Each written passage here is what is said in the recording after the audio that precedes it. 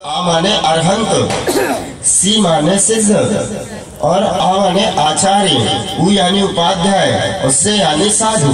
अरहंत सिद्ध आचार्य उपाध्याय साधु को हमने नमस्कार किया, लेकिन जब अरहंत को नमस्कार करते हैं तो किसको नमस्कार करते हैं? अरहंत को तो नमस्कार किया, लेकिन अरहंत को कैसे अरहंत को नमस्कार किया?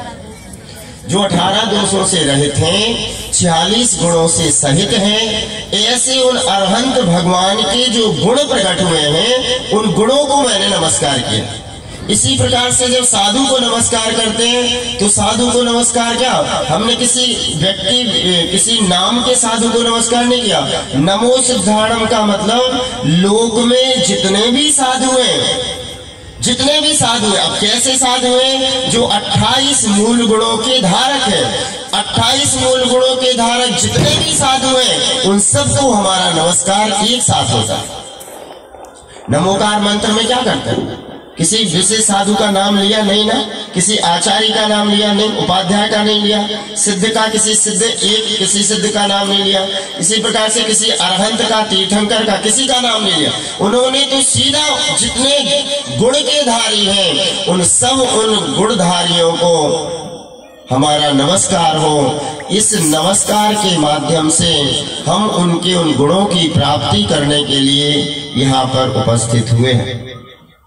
कल मैंने एक प्रसंग उठाया था कर्म सिद्धांत कि व्यक्ति जिस प्रकार से यह जीव अपने कर्मों को करता है, जिस समय जैसा भाव करता है, तदनुरूप उसे उन कर्मों का आश्रय होता है। अब आज मैं दूसरी बात कहता हूं। जैन धर्म का एक सिद्धांत है कि मति के अनुसार गति और गति के अनुसार मति होती है। समझ में आई बात? मति के अनुसार गति और गति के अनुसार मति परिवर्तित हो जाती है। अब आपको कैसे मति के अनुसार गति? मति माने हमारा जो उपयोग है, हमारी जो बुद्धि है, जैसा हम मन में विचार करते हैं तदनुरूप कर्मों का आश्रय होता रहता है और उनके माध्यम से अगली गति का हमें आश्रय हो जाता है। और यदि किसी जीव को पहले गति का बंध हो जाए तो तदनुरूप उसकी मति हो जाती है।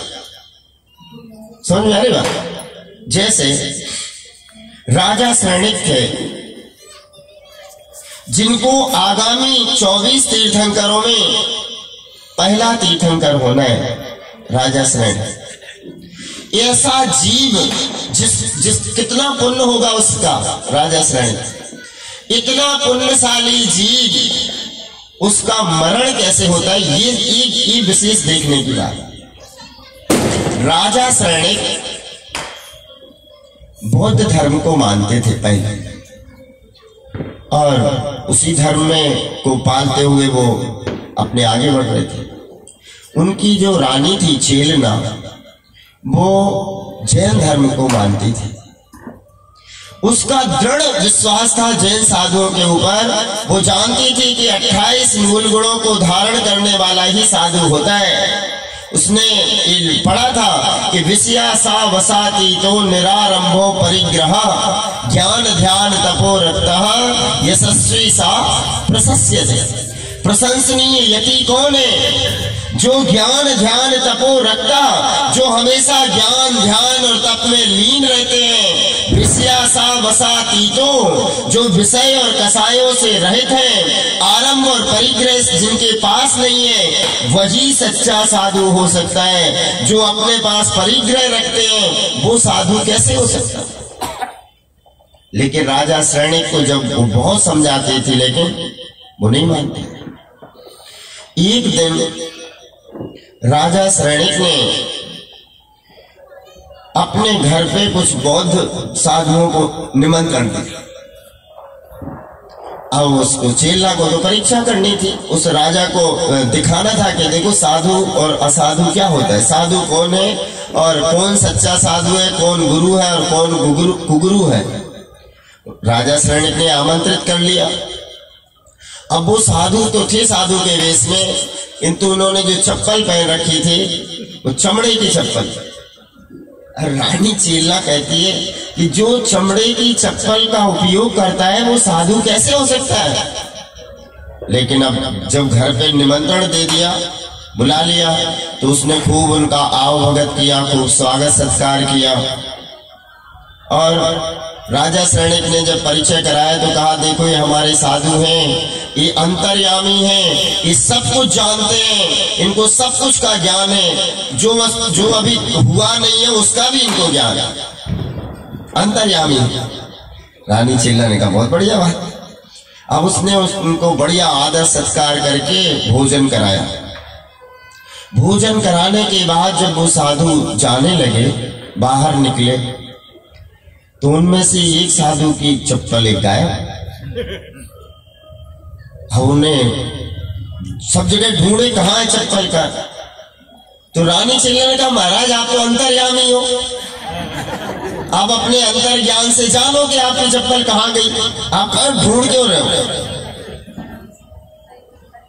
उसने कहा, महाराज एक चमड़े की चप्पल जो आपने पहनी है, इसमें असंख्यात जीवों की उत्पत्ति होती रहती है, और जिस चप्पल को आप लोग ढूंढ रहे हो वो तो आपने उस जो सुंदर हमने खीर बनाई है ना, उस खीर के साथ उसका वमन कर लिया, वो आपने खा लिया। उनको बड़ी गिलानी हुई, चले गए।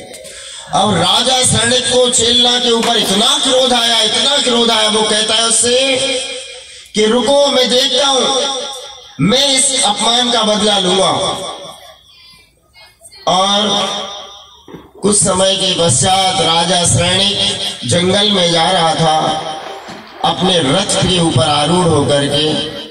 रास्ते में उस देखता है जंगल में एक ध्यान मग्न निर्ग्रंथ दिगंबर साधु ध्यान मुद्रा में बैठे हुए थे। उसने कहा, आज ये अवसर है, आज मैं उस अपमान का बदला इससे लेता हूं, मैं इनका वध ही कर देता हूं, मार देता हूं। इतना उसको क्रोध था। तो उसने क्या किया, सबसे पहले अपने कुत्तों को छोड़ा। 2 कुत्ते थे उसके रथ पे, जो मैंने पढ़ा उसमें, वो मैं कथा कई जगह कुछ अलग है, लेकिन जो मैंने पढ़ा 2 कुत्ते थे उसके, ऐसे खूंखार कुत्ते रथ में, उनको छोड़ दिया। अपमान का बदला लेना था तो उनको छोड़ा। अब वो कुत्ते जैसे ही उस निर्ग्रंथ दिगंबर साधु के सामने पहुंचे, एकदम शांत होकर के वो बैठ गए, और बैठ करके कुत्ते वापस आ गए। अब उसने सोचा कि अरे इनके पास तो कोई तंत्र मंत्र है, कोई विद्या है, जिससे हमारे कुत्ते जो है शांत हो गए, नहीं तो इतने। फिर उसने कहा कि चलो अब यहां से भागते हो। तो उसने अपना धनुष उठाया, धनुष उठा करके बाण लगाया। बाण लगा करके जैसे ही मुनि महाराज के ऊपर छोड़ने का प्रयास किया, मुनि वध का उसने भाव किया। उसी समय कोई कोई विद्याधर देव वो ऊपर से जा रहा था। उसने देखा कि ये किसी निर्ग्रंथ साधु के ऊपर उपसर्ग आया हुआ, और उपसर्ग आता देख करके वो उनके उपसर्ग को दूर करने के लिए सर्प के रूप में मुनि महाराज के सामने खड़ा हो गया ऐसे। और वो जो बाण मुनि को लगना चाहिए था वो मुनि को नहीं लगा और उस सर्प को लगा। अब तो वो और ज्यादा घबरा गया। देखो, मैंने पहले कुत्तों को छोड़ा, वो शांत हो गए, फिर मैंने इनको मारना चाहा तो ये सांप आ गया, कहीं ना इनके पास कोई ना कोई ताकत तो है। फिर ऐसे डर के मारे वो राजा शरणिक उसी समय उसी सांप को उठा करके उनके गले में डाल करके और वहां से चला गया।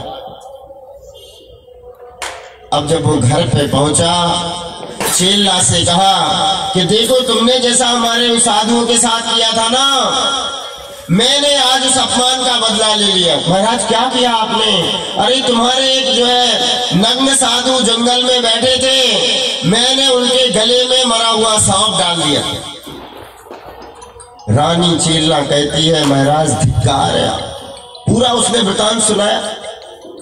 रानी चेला कहती है, महाराज धिक्कार है आपको, आपने एक मुनि वध का परिणाम आपके मन में आ गया। मुनि हत्या का परिणाम मन में आया, आपने ऐसा भाव ला करके अपनी दुर्गति की है महाराज। अरे काहे की दुर्गति? अब तक तो उसने वो सांप निकाल के फेंक दिया होगा।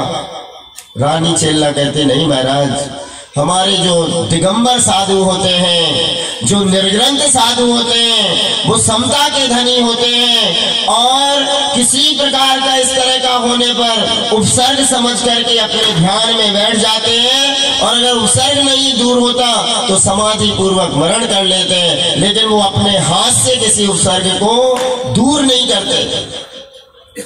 रानी चेल्ला ने जब उससे कहा, राजा शरण कहता है चलो देखते हैं। जब वो गए दूसरे दिन प्रातः काल, दिन भर ऐसे पड़ा रहा, दूसरे प्रातः काल वो गए राजा शरण्य को रानी चेल्ला, तो देखा वो साधु उसी अवस्था में ऐसे ही एकदम निर्मल उस चट्टान की तरह बैठे हुए थे। वो सर्प गले में मरा हुआ पड़ा था, उसके चींटियां लग गई थी सारे में, पूरे बदन में चींटियों के काटने से उनके बहुत बड़े बड़े घाव शरीर में हो गए थे। रानी चेल्ला कहते राजा शरण से, देखा ये है दिगंबर साधु, और फिर उनके उस उपसर्ग को दूर किया, सर्प को निकाला, तो रानी चेल्ला उनके चरणों में उनके मस्तक झुकाए खड़ी थी। राजा शरण्य उसके सामने उसके बगल में चुपचाप खड़ा हुआ था। जैसे ही मुनि महाराज ने आंखें खोली और उन आशीर्वाद दिया, तुम दोनों को धर्म वृद्धि हो। जैसे ही राजा शरण्य के कान में ये शब्द गए कि दोनों को धर्म वृद्धि हो, कहता है अरे धन्य है दिगंबर साधु, मैंने तो इनको मारने का प्रयास किया था और इन्होंने तो जैसा अपने शिष्य को, जैसा इनको मानने वाली, जैसा चेल्ला को आशीर्वाद दिया, वैसा ही आशीर्वाद मुझे भी। अर्थात ये तो समता के धनी होते हैं। दिगंबर साधु से बड़ा संसार में और कोई साधु नहीं हो सकता। और जब ऐसा उन्हें आशीर्वाद दिया, राजा शरण्य तुरंत उनके चरणों में झुक गया, लेट गया, और उसी दिन से उसने जैन धर्म को अंगीकार करके और वो भगवान महावीर का प्रमुख श्रोता बना राजा शरण्य। अब मेरे मन में प्रश्न आता है, अभी कथानक तो शुरू नहीं हुआ, अभी जो हमको कहना है,